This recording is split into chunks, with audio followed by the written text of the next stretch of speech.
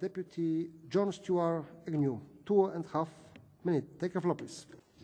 Well, I'm not going to be tearing anything up just at the moment. I'd like to tear up your speech, so if I could read it, Jove.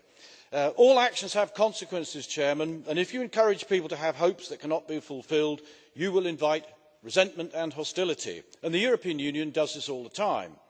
The EU unsettled the citizens of Ukraine, and Russia retaliated with a ban on Western food imports.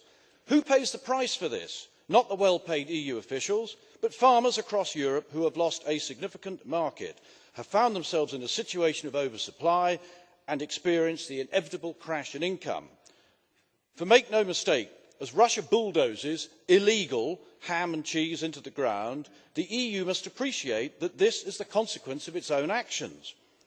Severe punishment, of course, will be meted out by the Russians to those of its own citizens who facilitated the sanctions busting, and God knows what they're going through at the moment.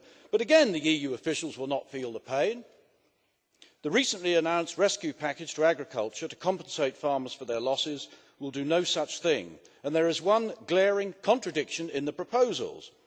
The Commission has promised farmers access to financial and risk hedging instruments as part of the package. Farmers have always had these in the form of futures markets.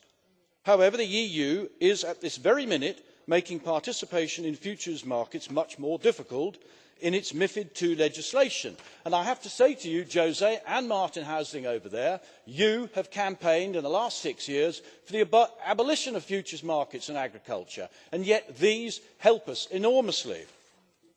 Exemptions for farmers are essential if the tools are to benefit at all. So please do not promise what you cannot deliver. The EU has long pursued a policy of market intervention, generating hopes and expectations which it can no longer afford. Responsible supply chain management is now required and not handouts. The failure to understand basic economics leads me to the new face in British politics.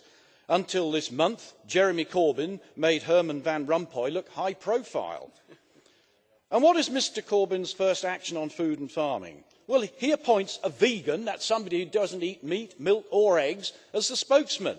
And I very much hope that the new Labour spokesman, Kerry McCarthy, comes to Brussels to brief Paolo de Castro and the socialist comrades into her way of thinking. I'd love to be a fly on the wall in that conversation.